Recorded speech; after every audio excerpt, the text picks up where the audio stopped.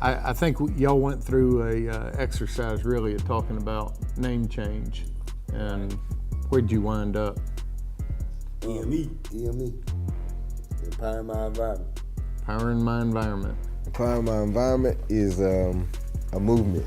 It's something that's coming from the concrete, when there's soil underneath the concrete, but this is a rose that grows underneath all the unnecessary stuff that's going on. So Empowering My Environment is something that, it was a better name. Even when we thought about it, it kind of stuck more because we're trying to strengthen our environment. We're trying to make where we come from, how we live, the decisions that we made in the past, we're trying to make them better. We're actually trying to rectify them and make sure that the things that people think about us is not our past, but what we're doing right now.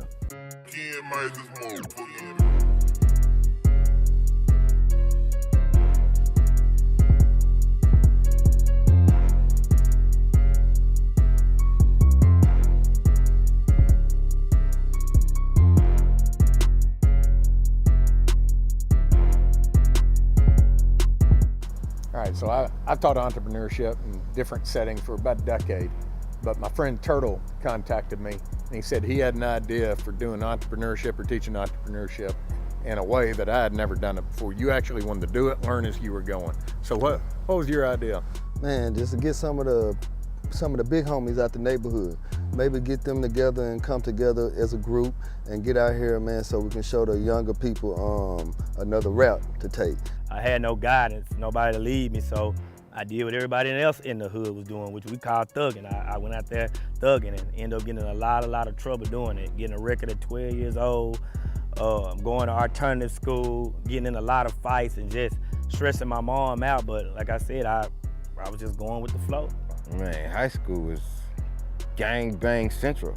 I went to McClellan, man, back in the early 90s, 92 to 94, banging.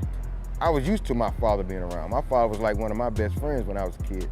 So when he just left, it was like he abandoned us as sons.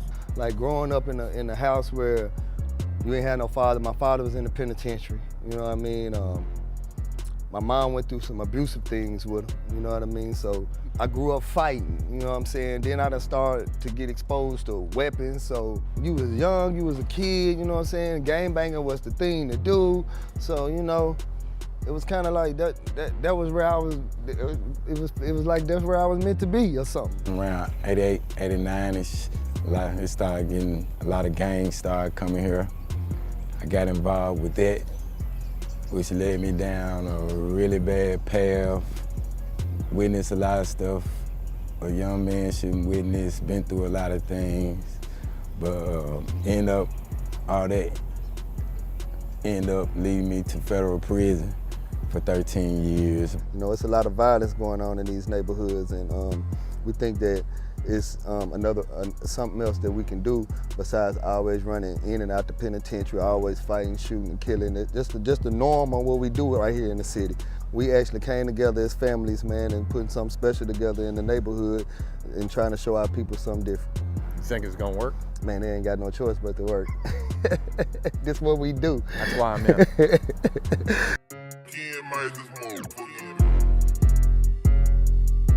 All right, so you put this team together, launch this business. Tell me about Caleb. Caleb, that's my youngest brother. You know what I'm saying? I love him to death. You know what I mean? I came together, man, I thought I just wanted to show him something different. You know what I'm saying? Like all his life, he watched his brothers go in and out of the penitentiary. And I just wanted to show him that we doing something else, man, and show him another route, man, another route where he might need to take with us together. When I was 19 years old, I was going to a fight. I had my gun on me. And I went to the fight. We got in a big old argument. I pulled my gun out. But everybody knows Caleb a fighter. I'm not a shooter. I'm not about that killing, but I will fight all day. Next thing you know, I hear gunshots. I end up getting shot in my face and the bottom of my chin. And when I got shot, like I said, I thought I died on the scene. I woke up 3 days later on a Monday, and that's what brought about a changing point in my life, because I knew that I was still on this earth for a purpose. I lived through a tragic moment when I thought I died on that Saturday. And Charlie Mack? Charlie Mack, that's a long friend, man. We started off street gang banging together. He ended up going to prison. I ended up introducing him to Arkansas Baptist, and he ended up becoming the president of Arkansas Baptist Entrepreneurship class, and who not else better than choose for him. I had brothers, but as I grew up, I saw gang and my homeboys, and they were family. So it was easy to,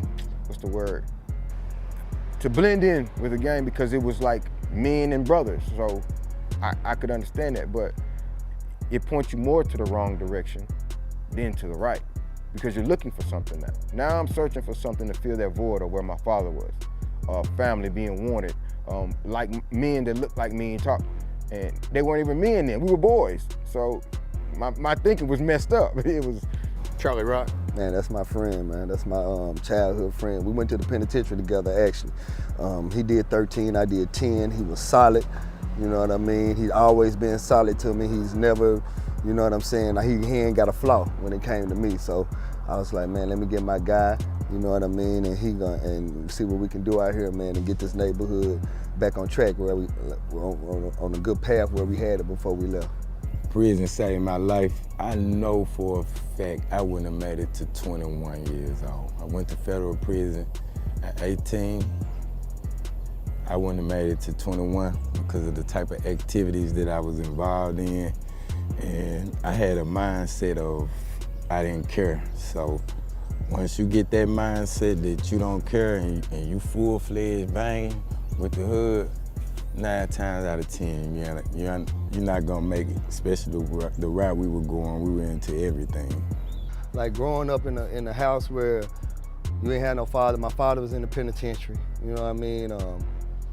My mom went through some abusive things with him, you know what I mean? So, I just knew that I wasn't gonna last long on these streets. It was gonna either be death or the penitentiary, one or the other. One of them had to save.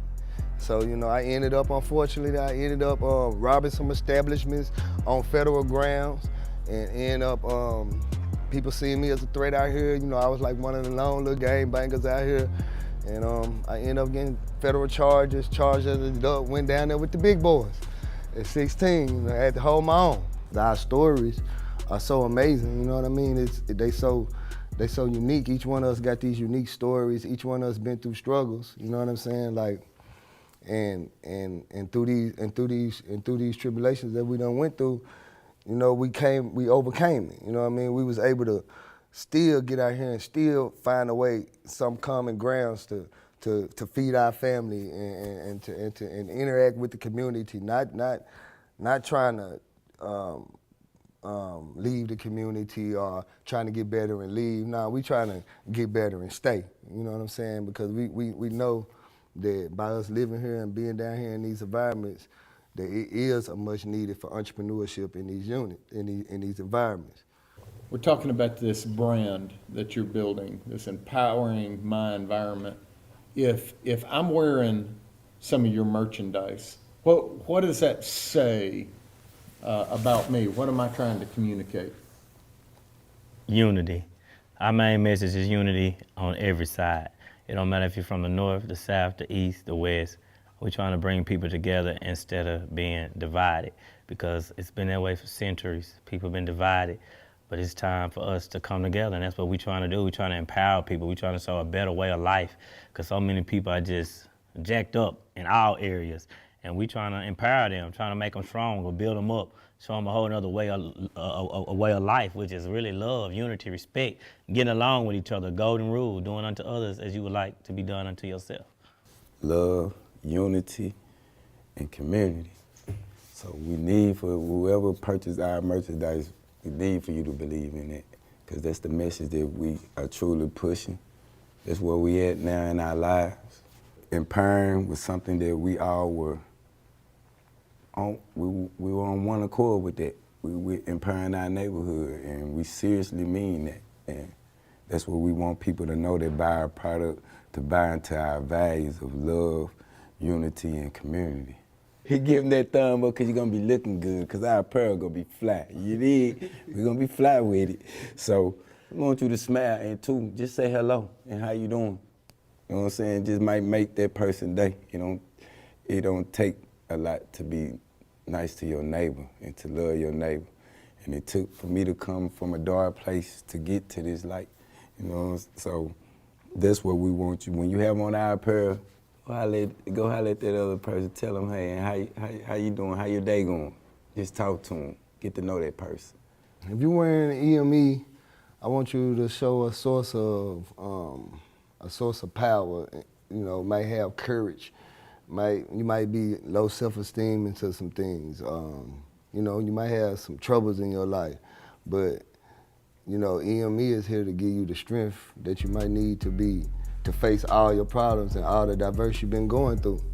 You know, what EME did for me, it actually took me off the streets. You know what I'm saying? It got me where I wanted to go get an education, where I wanted to show my people and my homeboys, my friends and my family, I wanted to show them a better side of me other than a street side.